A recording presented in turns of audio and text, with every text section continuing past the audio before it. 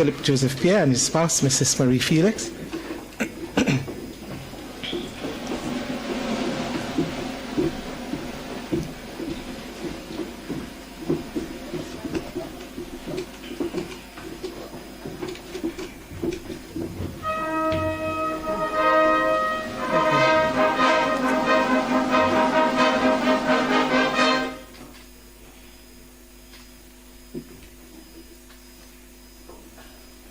Shall we sit?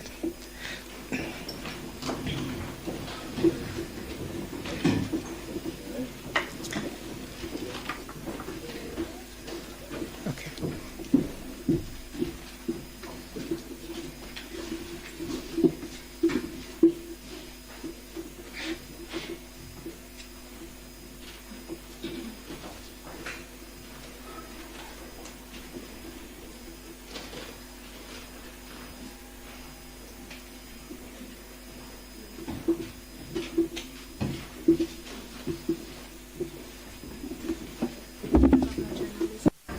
Ladies and gentlemen, please stand for the arrival of their excellencies, Mr. Eric Charles, Acting Governor General, and Mrs. Anisha Charles.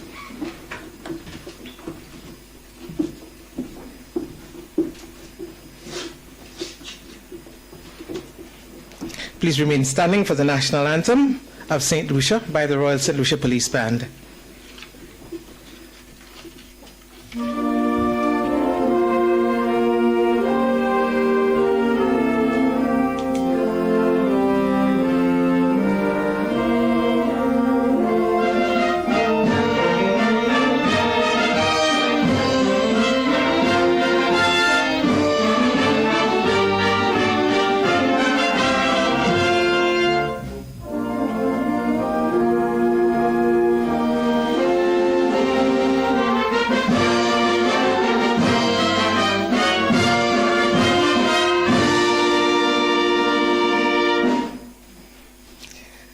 And will remain standing as I invite Honorable Monsignor Dr. Patrick Anthony to bless the proceedings this afternoon, open with the invocation.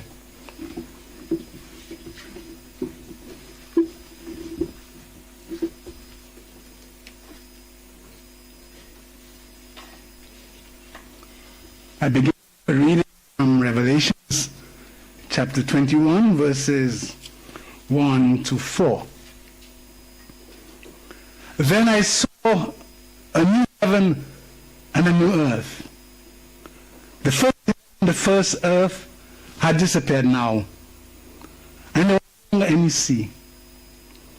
I saw a holy city and Jerusalem coming down from God out of heaven, as beautiful as a bride all dressed for her husband.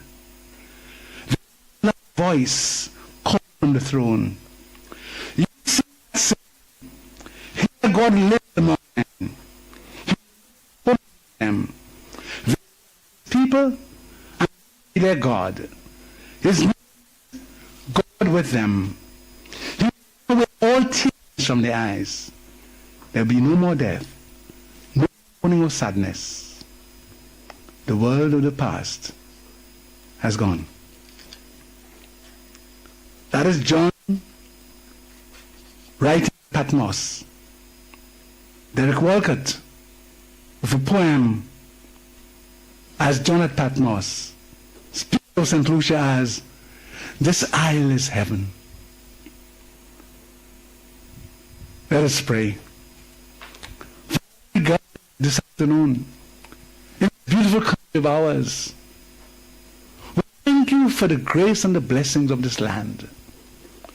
We thank you for our people. We thank you, God, for our heritage, our traditions. We thank you, Lord God, for those who have contributed to building up this nation.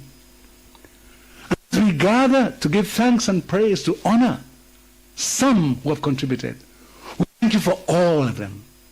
We ask you, Lord, to give wisdom and guidance to our leaders, so that this land may truly be like a new Jerusalem, a place where there is peace, happiness, no more tears, no more pain, no more sorrow. It's a vision that we carry for this land. It's a dream that we dream. It's a prayer that we pray. We ask you, Lord, to bless our gathering this afternoon. May your presence be with us. We ask you to bless our recipients and their families and loved ones. We make this prayer to you, Father, through your Son, Jesus, who taught us to pray, Our Father, who art in heaven, hallowed be thy name.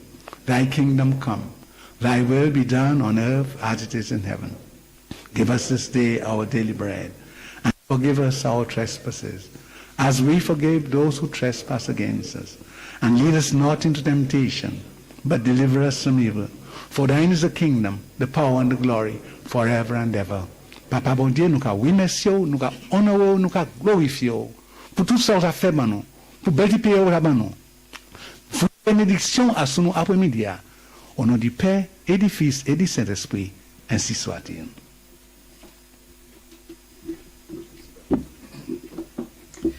Amen. We shall sit.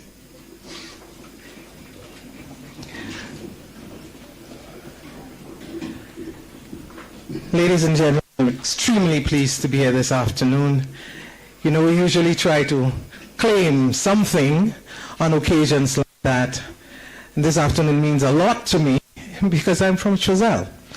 And for years, we from Choiseul, we look to a cadre of men and women who really have developed the pride of that constituency as they have exemplified what we want the St. Lucian to be. So I'm from Choiseul, and I'm extremely pleased to be here.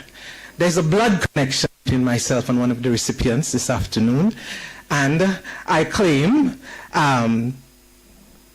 Dr. Parks because we share citizenship. We are children of St. Lucia. We are sons and daughters of St. Lucia. So for me this afternoon is particularly special. But it is not my duty to deliver the formal welcome this afternoon. So for that, I invite Mrs. Laurie Regis, Acting Assistant Permanent Secretary at Government House, to welcome you.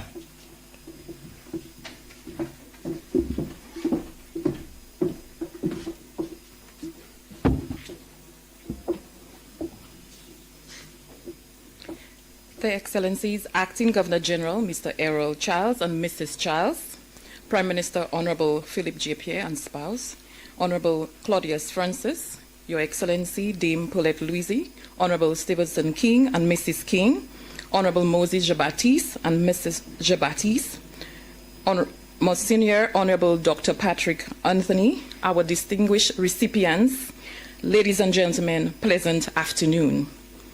It is indeed a pleasure on behalf of their excellencies to welcome each and every one of you on this auspicious day, May 15th, 2022, where 3 of St. Lucia's distinguished citizens will be bestowed the highest honor of the land, the knighthood. The Prime Minister of St. Lucia has advised His Excellency, Acting Governor General, to confer on 3 citizens the award of Knight Commander of the Order of St. Lucia in respect to St. Lucia's 43rd anniversary of independence for the outstanding and exceptional service of national importance to St. Lucia. Ladies and gentlemen, you are here to witness the honoring of excellence, to witness St. Lucia's best, and to celebrate. As our independence theme stated, Devant Ensemble, celebrating our people, those 3 recipients are representations of our independence theme because they are moving forward in their achievements today, and we are all celebrating together with them. We must continue to celebrate our St. Lucians and to celebrate them while they are still among us. It is a proud moment for not only the family and friends, but also for the government and people of St. Lucia. Like the 3 peaks of our St. Lucian flag, we celebrate today 3 of our iconic citizens. Today we shall witness the Knight Commander of the Order of St. Lucia to Honorable George Theophilus, Mr. Calix George, and Honorable Dr. Winston Paris, who are very privileged to join the Order Free St. Lucians who have received such prestigious honor as Dame Lawrence Laurent, Sir Derek Walcott, and Sir Dr. Vaughan Lewis. To the recipients, I say congratulations. Thank you.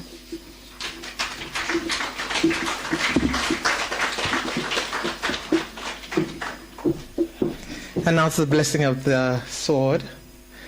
We will start these proceedings, but I will invite Honorable Monsignor Dr. Patrick Anthony to bless this aspect of this afternoon ceremony.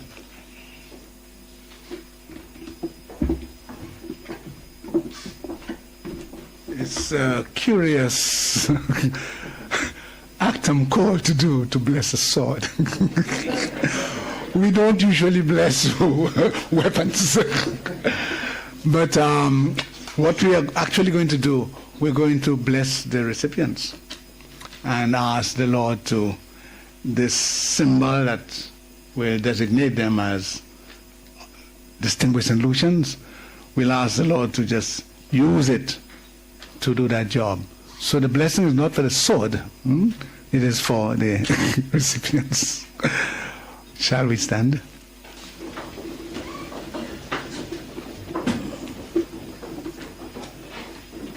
Lord God, all things come from you. You've created your own image and likeness. And you bless us, Lord God, with so many different blessings. Today we ask you, as your sons are being honored by their nation, by their people, to pour forth afresh your blessings upon them and their families and loved ones, and to pour forth your blessings upon this nation, and whatever instruments we use, Lord God, to honor them, may it be a symbol of your benediction upon them. Bless them with the fullness of your grace. We make this prayer to you, Father. Bless you and keep you. May the Lord let the light of his countenance shine upon you. May the Lord bless you, filling with his peace. May the blessed mighty God, the Father, the Son, and Holy Spirit come down upon you all and remain with you forever and ever. Amen. The sword is blessed.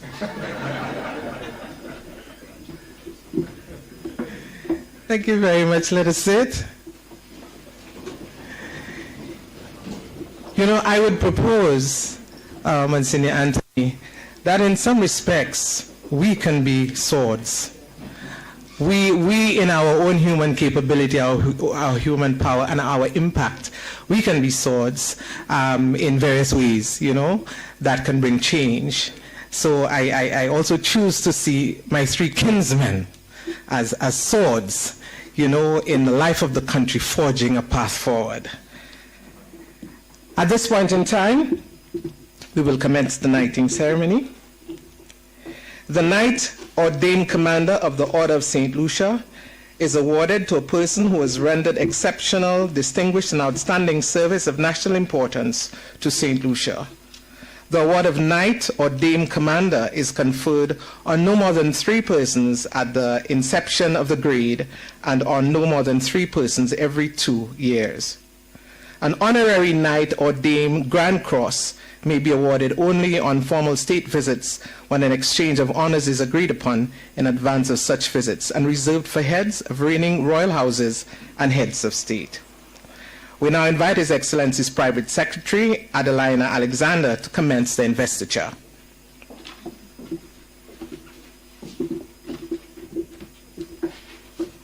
His Excellency, the Acting Governor General, as Chancellor of the Order of St. Lucia, on the advice of the Prime Minister, is pleased to award the honor of Knight Commander of the Order of St. Lucia to Honorable George Theophilus for exceptional and outstanding service of national importance to St. Lucia.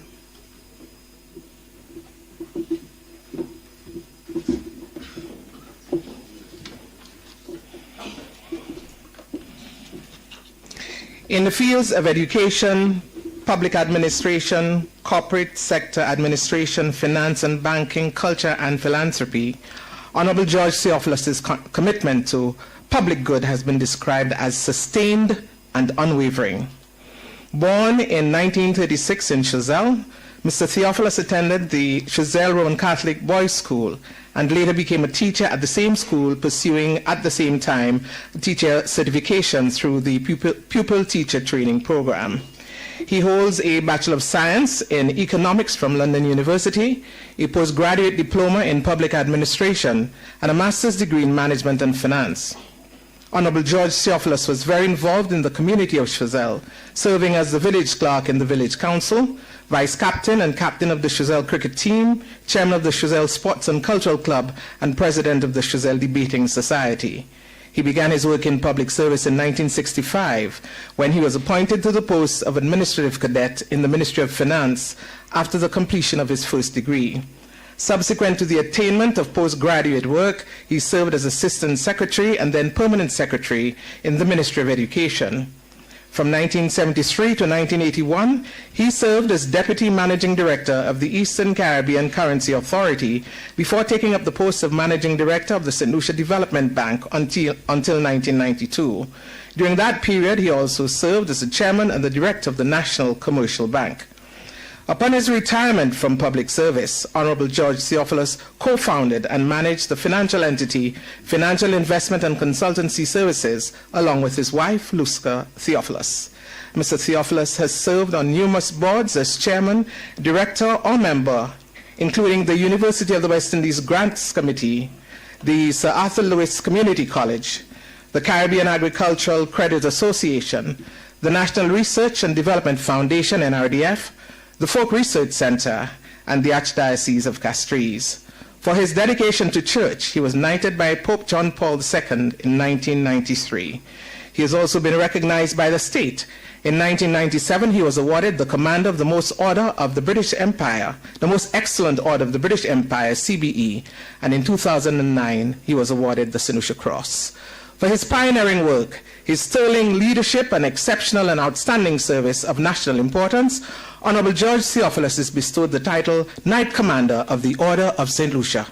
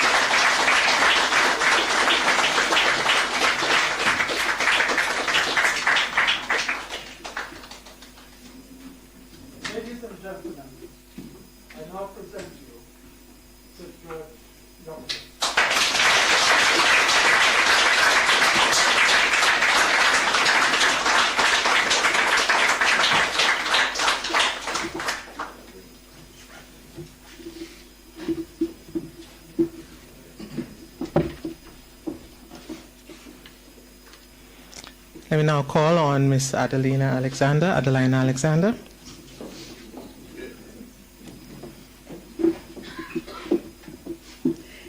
His Excellency, the Acting Governor General, as Chancellor of the Order of St. Lucia, on the advice of the Prime Minister, is pleased to award the honor of the Knight Commander of the Order of St. Lucia to Mr. Calix George for exceptional and outstanding service of national importance to St. Lucia.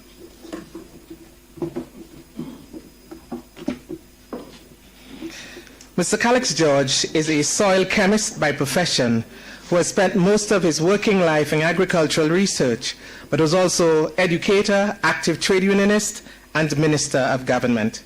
He was born at Castries, St. Lucia on October 14th, 1939, the first of 3 children of Ivan Josephat George and Beatrix George, nee Charles Melcher. From the St. Aloysius Boys RC School, he won a government scholarship to attend St. Mary's College, where he developed a love for the sciences. In fact, he became one of the first students to write 3 science subjects for the Cambridge Higher School certificate. He graduated from St. Mary's College in 1958, but transitioned to assistant science master at the college the following year. In 1960, he was part of the first cohort of students at the newly minted Faculty of Agriculture on the newly formed St. Augustine campus of the University College of the West Indies in Trinidad. He graduated from the University College of the West Indies with a Bachelor of Science degree in Agriculture in 1963. In 1964, he entered the University of Reading in the United Kingdom and attained a Master of Science specializing in soil chemistry. Upon returning to St. Lucia, Mr. George worked at the Ministry of Agriculture. He became the Chief Agricultural Research Officer and functioned as principal of the Union Agricultural College, which later became the Division of Agriculture at the Sir Arthur Lewis Community College. During his 13-year stint at Union, he mentored and trained many agricultural cadets who themselves went on to pursue advanced development in agriculture. He kept close to St. Mary's College, serving as practical science examiner for Cambridge Schools examinations. He also served as a lecturer in crop science at the University of the West Indies Agricultural Extension Program. In the 1970s, he became active in the Forum, a socio-political and advocacy movement. He also became active in the trade union movement and served as the president of the St. Lucia Civil Service Association. It was under his tenure that the longest strike ever called was held, which achieved the largest ever increase achieved for civil servants. In 1979, he became president of the Senate. Upon the establishment of the Sir Arthur Lewis Community College, he served on its board of governors. His work in research and field experimentation caught the attention of the regional organization Caribbean Agricultural Research and Development Institute, CARDI, when it was formed in 1979, and he joined that agency as the head of their local unit. In 1988, he was made project manager of CARDI USAID, of the CARDI USAID Farming Systems Research and Development Project, and had responsibility for all of the OECS territories. He also served in the capacity as CARDI's Deputy Executive Director, from 1990 to 1993, he became Executive Director of CARDI, relocating to its headquarters at St. Augustine in Trinidad. Upon leaving CARDI, Mr. George worked as the Managing Director of St. Lucia Banana Growers Association. Around 1995, he formed the Citizens Democratic Party, the CDP, to promote political change. This led to leadership change within the St. Lucia Labour Party, and the party eventually merged with the SLP to contest the 1997 general elections. In 1997, Mr. George became leader of government business in the Senate and served as Minister of Communications, Works, Transport and Public Utilities under the first Kenny Anthony government. He foresaw reforms across every aspect of his portfolio. The ministry itself got a new home constructed at Union, replacing the dingy, dilapidated Public Works Department building at Queens Lane. The modernizing of the water sector commenced with the corporatization of the water utility with the birth of WASCO. A rural electrification program was introduced, and he was also instrumental in establishing a National Science and Technology Council. However, his greatest achievement in this regard was in that of telecommunications. It was under Mr. George's tenure that St. Lucia and the other OECS countries saw an end to the decades of old telecoms monopoly and a turn to the liberalization of the sector, leading them to significantly cheaper rates and enhanced technologies, particularly in data and mobile telephony. He was unanimously elected to serve as founding chairman of the board, the Eastern Caribbean Telecommunications Authority, ECTEL, and served 2 consecutive terms. In 2001, Mr. George was made Minister of Agriculture, Forestry and Fisheries. With his wealth of knowledge and experience in that field, he brought new perspectives into that ministry and sought to bring about a revival of the declining banana industry. He saw to the transition from yeast to the creation of Wibdeco branded Winfrest, which saw the Windward Islands finally owning the entire transatlantic shipping, ripening and distribution of their bananas. He He also directed his energies towards the development of a long-term agricultural development policy and provided strategic approaches to the revitalization of the agricultural industry. Mr. George later transferred these energies to the Ministry of Home Affairs and Internal Security. During that time, he initiated a review of the Royal St. Lucia Police Force, which inter alia saw higher salary levels for all police officers, upgrading of the training standards, and the introduction of experienced British police officers as mentors for senior officers.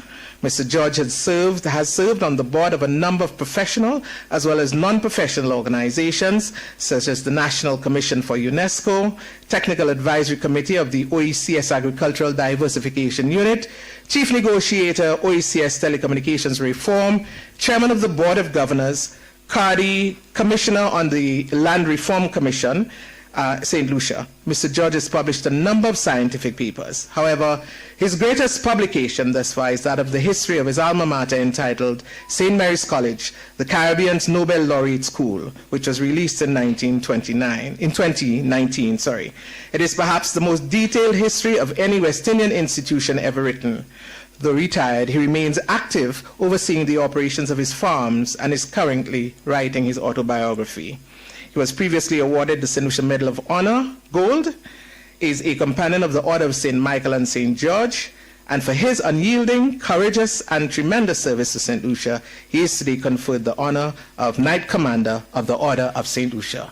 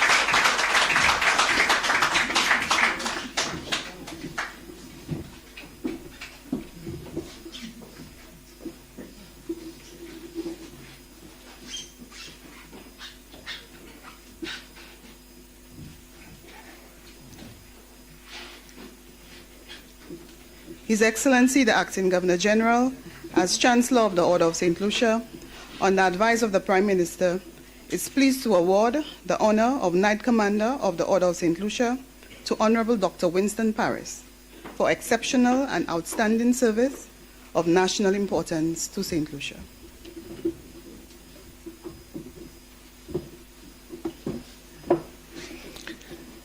Dr. Winston Paris was awarded a government scholarship to study medicine at the University of the West Indies in Jamaica in 1962, and he graduated in 1968 with a Bachelor of Medicine and a Bachelor of Surgery degree.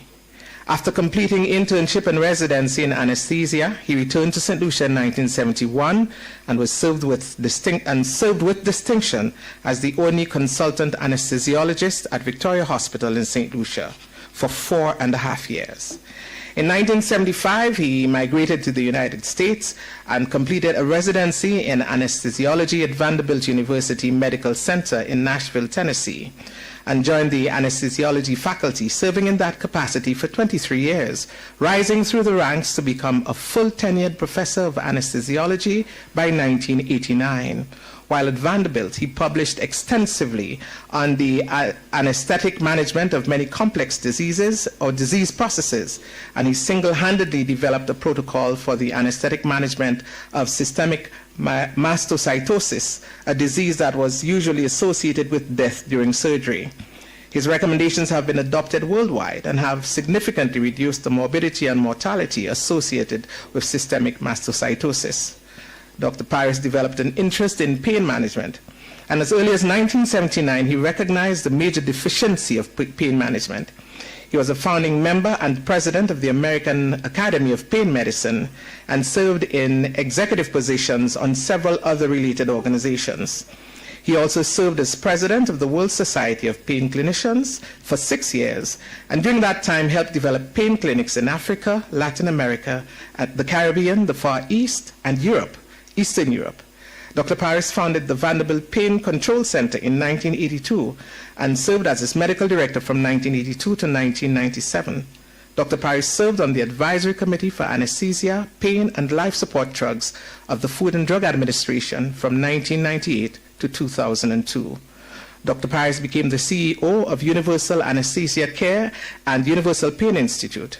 In July 2005, Dr. Paris accepted the position as professor of anesthesia and chief of the pain programs at Duke University Medical Center in Durham, North Carolina. In August 2012, Dr. Paris officially retired from academic practice at Duke University and was appointed Professor Emeritus of Anesthesiology by the university's Board of Trustees. Following retirement, Dr. Paris has been involved in research and in clinical trials of topical analgesics for the treatment of musculoskeletal pain syndromes and has limited consultancy in pain management and addiction medication. Dr. Paris is the author of 3 textbooks, 28 book chapters, 81 refereed publications, and 147 extracts. In 2004, Dr. Paris was honored by Queen Elizabeth of the United Kingdom with the Companion of the Most Distinguished Order of St. Michael and St. George for his service and accomplishments in the field of pain medicine. In February 2010, he was awarded the St. Lucia Cross from the Government of St. Lucia for his contributions in pain medicines. Yes. And now His Excellency will conduct the investiture.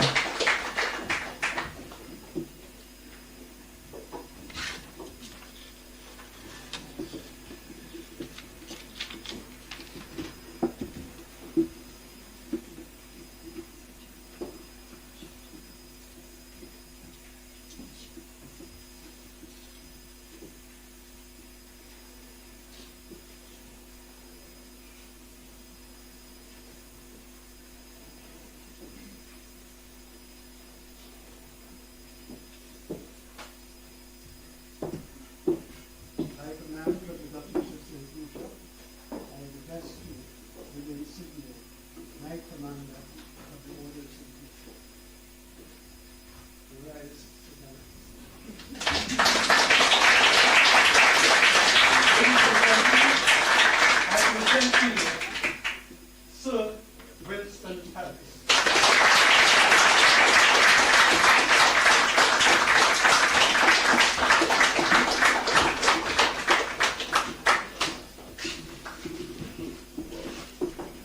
Let's have another round of applause for good measure.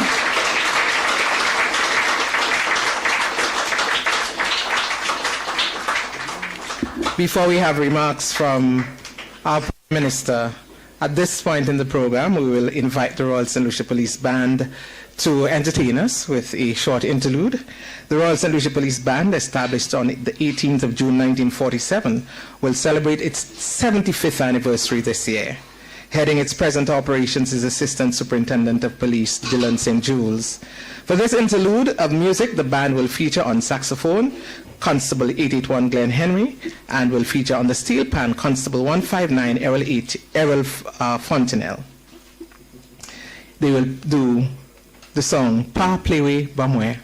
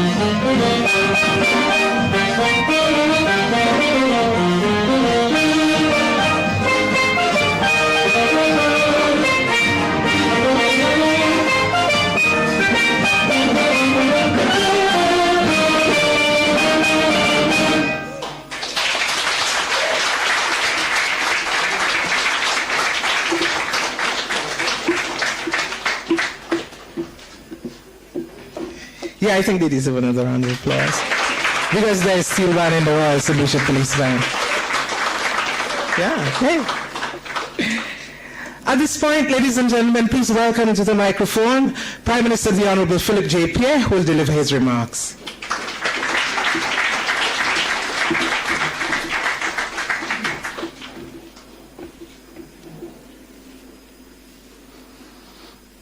Thank you very much, Misters of Ceremonies, Excellencies, Earl Charles and Mrs. Charles.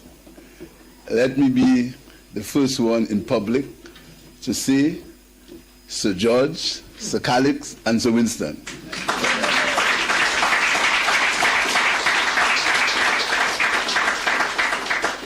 And I'm very proud to be the first one to call them by their rightful titles. I confess I'm extremely proud.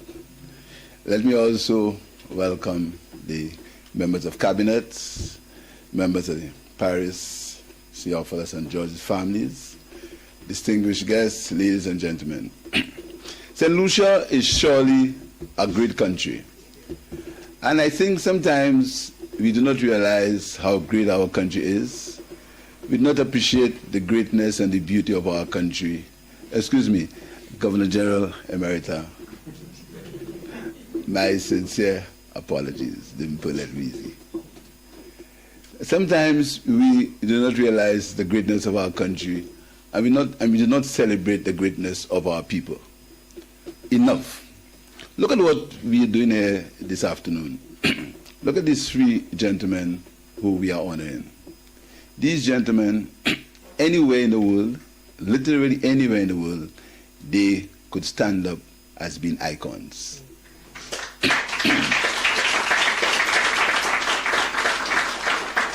And if you listen to the CVs and the achievements of these gentlemen, I'm sure what was read this afternoon was just a little bit, because I understand each of their CVs is a book. In fact, when I was trying to put this in together, I asked for the CVs, and one of the gentlemen told me, if I give you my CV, you have a book and you won't be able to read it. So I agreed, and I said, forget it. So he sent, I think, a small version, which is about 12 pages. But these, and I'm very proud to be associated with this ceremony this afternoon. I want to thank Your Excellency for allowing us to have it on some other day, because the people we are honoring this afternoon truly deserve it. They truly deserve it. Everyone.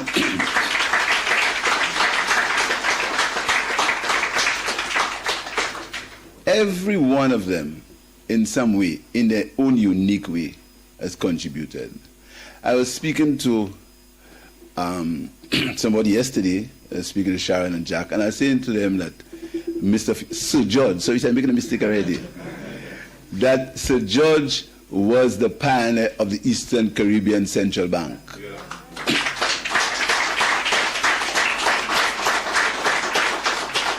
And the Eastern Caribbean Central Bank, and again it's something we have not celebrated enough, the EC currency is arguably the strongest currency in the whole world. And there is no reason, apart from the fact that we are a small island, that the EC currency is not legal tender in the United States. There is absolutely no reason why. But I guess big island, small country, big island, big country, small country. And it is because of the pioneering work of Sir George, that who laid that foundation, that has prevented Minister of Finance like me to want to pinch in the ECB money. It's because of the breadth of thought and his desire for excellence and his desire to see that things are done correctly and we reach the highest standards, that the EC dollar is one of the strongest currencies in the world today. All to Sir George and somebody called Mr. Jacobs, right? Yeah. These two gentlemen. And from them came Dwight Venner and a whole series of men who have kept the EC dollar standing. Look at Sir Calix. Sir Calix will always be etched in my memory. Apart from giving me a ride from school when I went to college, Mr. Haynes and Sir Calix used to drop me at home. I came from college.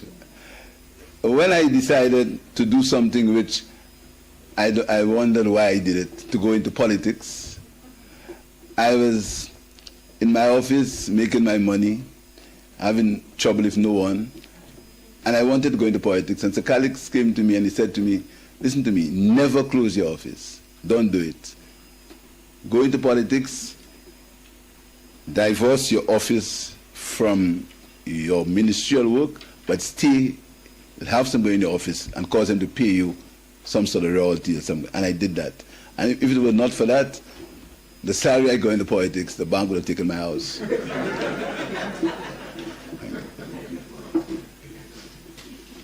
It's because of that advice. And Sir Calix calls me sometimes, I don't speak enough to him because of time, but the advice.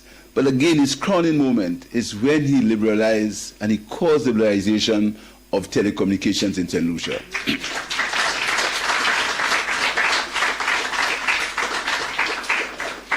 And when I speak to the younger generation, and I say to them, when I went to school abroad, when my parents called me, used to say, I had to pick up the phone and say, can I make an overseas call to Barbados? I'm and say, hello, yes, Philip JP on the line. Will you accept the call? See Walker there, he knows that.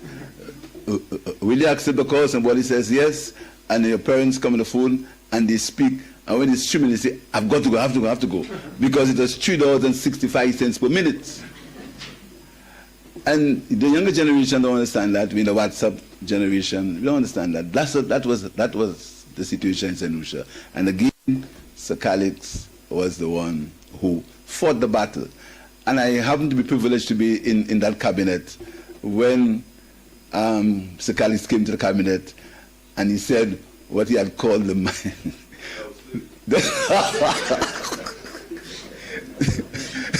What the name he had called the manager of Kimaris at the time. And Dr. Andy said to him, Calix, you said so? He said, yes, sir, I did it, and I'm sorry. But the work had been done, and this is why today we are paying much less for telephone in St. Lucia and internet, etc. Again, the work of Sir Calix.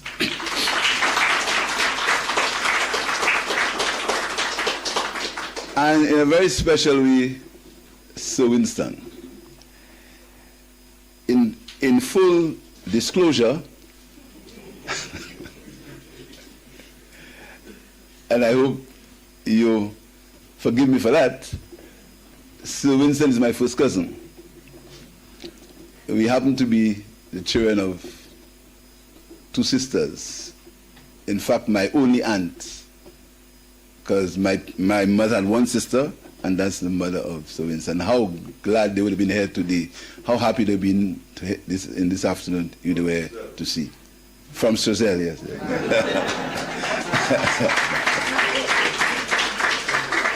And that is the common thread. All these gentlemen have some roots in Sozelle. And you see, I saw Barbara beginning claiming Sozelle roots. And so, Sir Winston went to school in Jamaica, and I was a little boy going at my aunt, Auntie Ju, we called her, used to live in Marion Street, and I used to go there to meet my mother after school, and he used to come from university. And his youngest brother, who is my compatriot, I used to marvel at this guy who is a big doctor and who sees medical things I don't understand.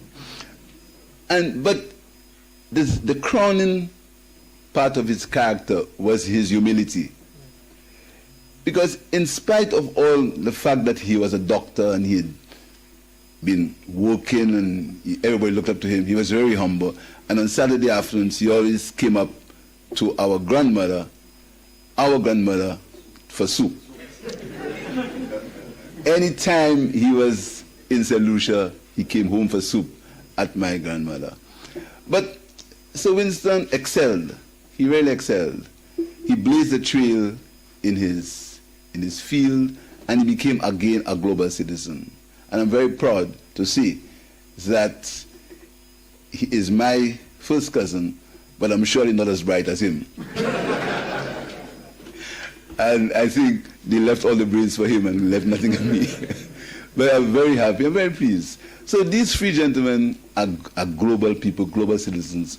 And that must be an example to the younger people in our country.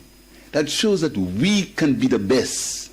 Among us, there is class. Among us, there is integrity. Among us, there is wisdom. And among us, there is honesty. In all these three gentlemen, no one can ever speak of anything in their life that led to anything that is inappropriate when it came to the management of money and the management of character.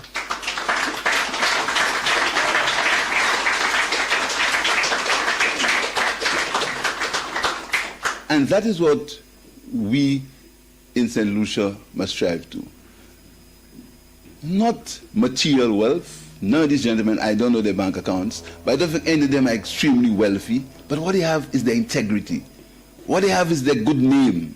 What they have is the fact that they can stand and walk proudly and no one can point their fingers on them. And this is what I strive to do in my public life. To be able to walk tall and no one to say, this man ever did anything wrong as far as the handling of trust or the handling of money is concerned. In our business, everybody will not like you. It's just a part of the game. You in politics, I think there are some people who would not like this free gentleman.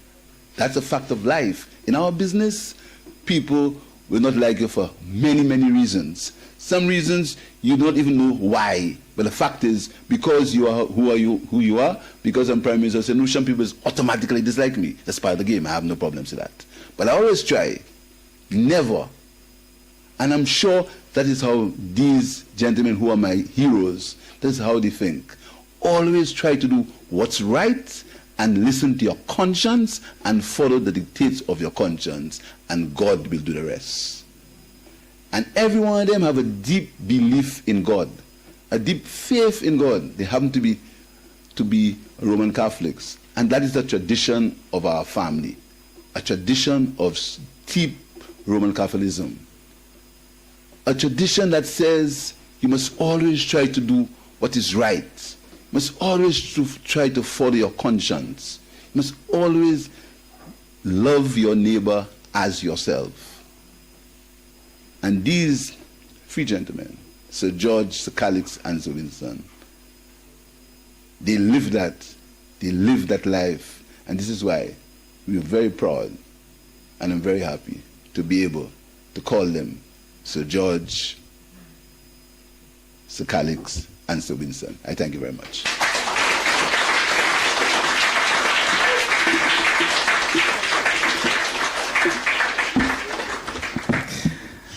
What's left to do is to really say thanks. So at this point, I invite Mrs. Natalie Julie Fannis to move the vote of thanks.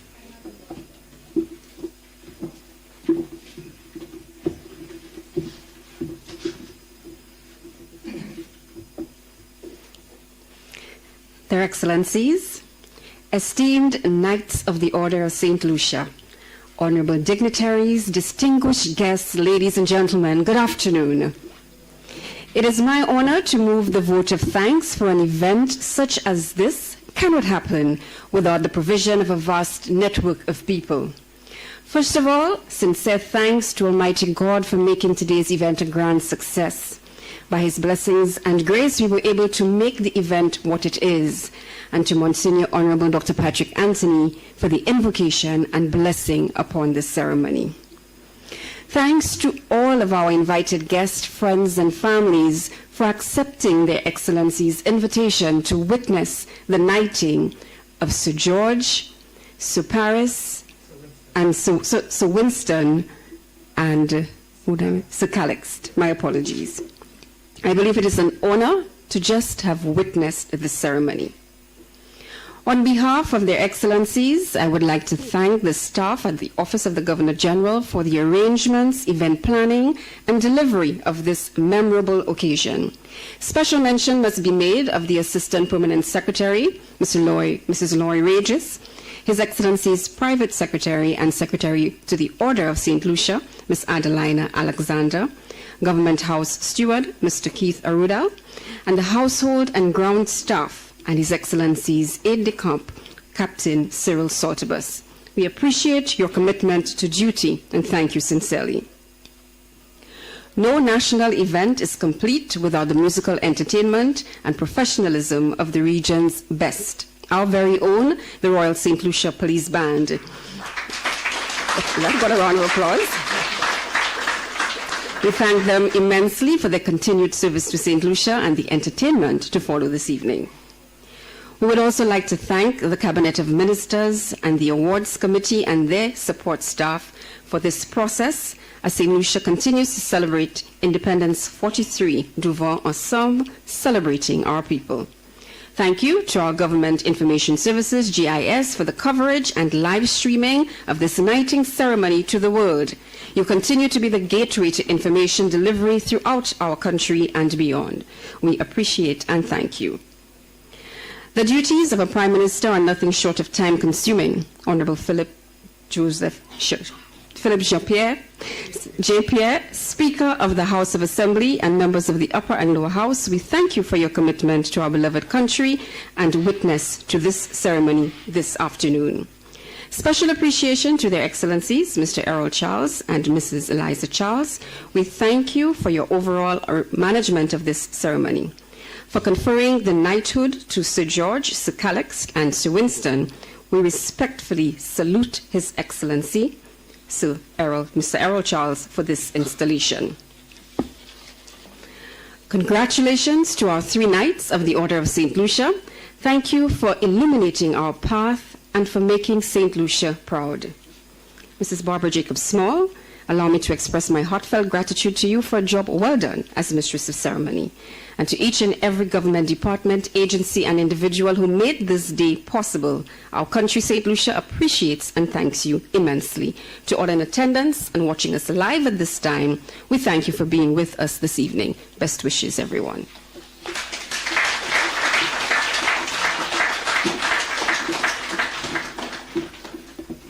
Thank you very much, Natalie. We've come to the end of the event. Let me ask you to stand for the national anthem of St. Lucia, and thereafter their Excellencies will proceed out of the room.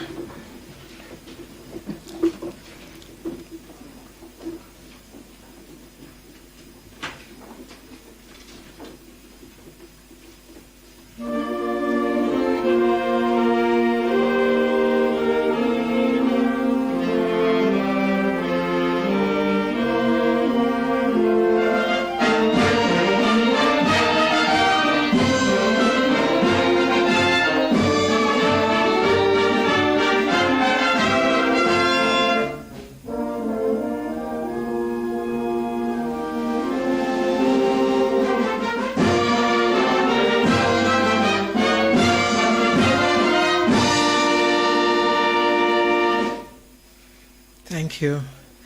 I believe at this time, their Excellencies will lead the procession out of the room, followed by the Prime Minister, President, the Speaker of the House, and our other distinguished guests.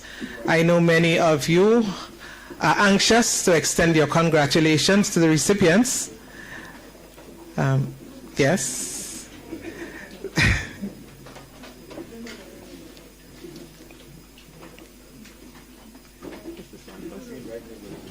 This way? Okay, so do we have the protocol?